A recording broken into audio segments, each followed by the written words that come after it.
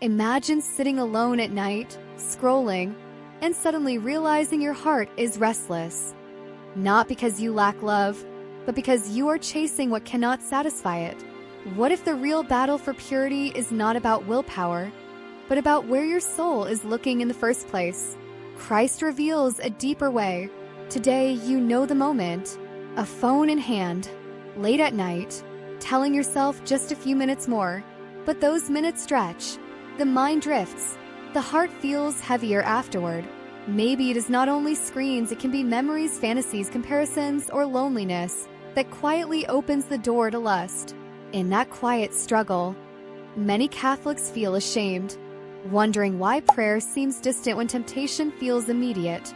The Catechism of the Catholic Church teaches that chastity is not repression, but integration of sexuality within the person.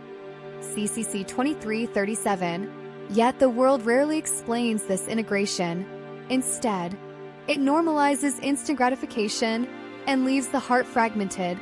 St. Paul warns flee from sexual immorality. 1 Corinthians 6 verse 18. Not because desire is evil, but because misuse of desire wounds love. True freedom begins when grace redirects the heart toward God alone always. The deepest mistake in the fight against lust is believing it is only a battle of avoidance. Catholic tradition teaches that the human person is not healed by mere resistance, but by transformation through grace. As Jesus says, "Blessed are the pure in heart, for they shall see God." Matthew 5 verse 8. Purity is not only abstaining, it is seeing rightly. According to the Catechism CCC 2345, chastity is a moral virtue, a gift that shapes desire through discipline and divine assistance. It is not self-hatred but ordered love. St. Augustine once described the restless heart that only finds rest in God, revealing that lust is often a misdirected hunger for infinite love. Yet the Church does not leave believers in abstraction. It offers concrete pathways of healing, the sacrament of reconciliation, where sins are forgiven, and grace restores the wounded.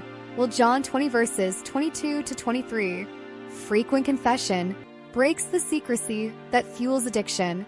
The Eucharist strengthens the soul with Christ's own life, as he says, "Whoever eats my flesh and drinks my blood remains in me." John 6 verse 56.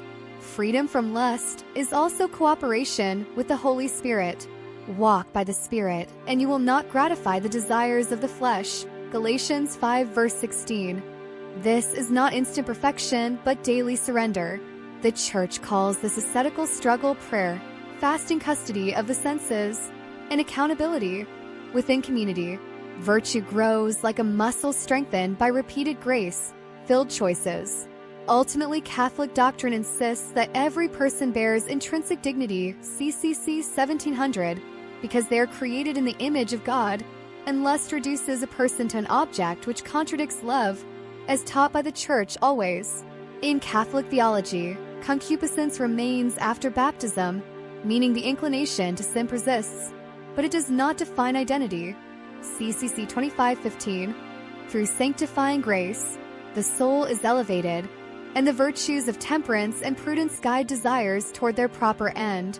This is why struggle is expected, but not hopeless. God's grace does not remove the battlefield. It gives victory within it. Christ perfects what effort cannot achieve alone. Grace.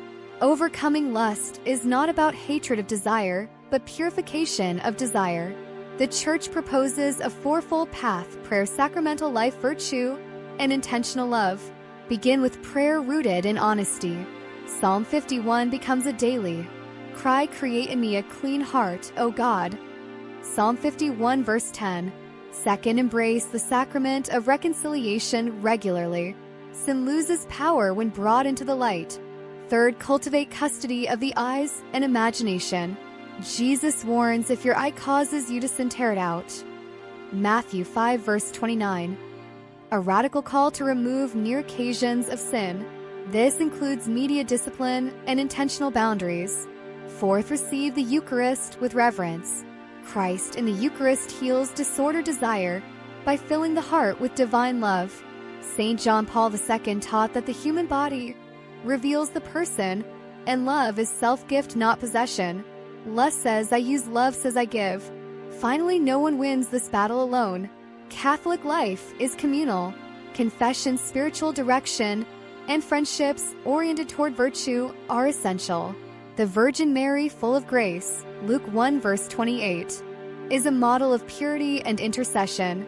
The saints prove that holiness is possible in every generation.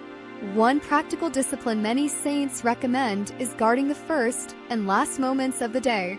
Begin with prayer before distraction enters, and end with examination of conscience, asking where love was ordered or disordered. Small faithful habits reshape the imagination over time. In this way, grace builds consistency, and consistency builds freedom from compulsive desire. This practice aligns heart-mind will toward lasting divine love and true freedom itself.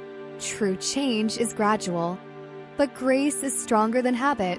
Every fall can become a step toward humility if it leads back to Christ rather than despair. The Church does not promise a struggle-free life, but a transformed one over time. Reordered desire becomes lasting love rooted in God, not impulse. With grace, discipline, and the sacraments, the heart is reformed. What once felt like bondage becomes freedom ordered toward love of God and neighbor. This is the Catholic vision of chastity, not suppression, but liberation. It leads to God-centered love that lasts beyond feeling and temptation itself. If this message helped you see the battle for purity in a new light, subscribe for more Catholic reflections that strengthen faith and daily living. Share this video with someone who is struggling silently, because hope grows when truth is shared. And remember, no struggle is hidden from God, and no heart is beyond His mercy. Stay rooted in prayer, close to the sacraments, and let Christ transform your desires into lasting love centered on Him.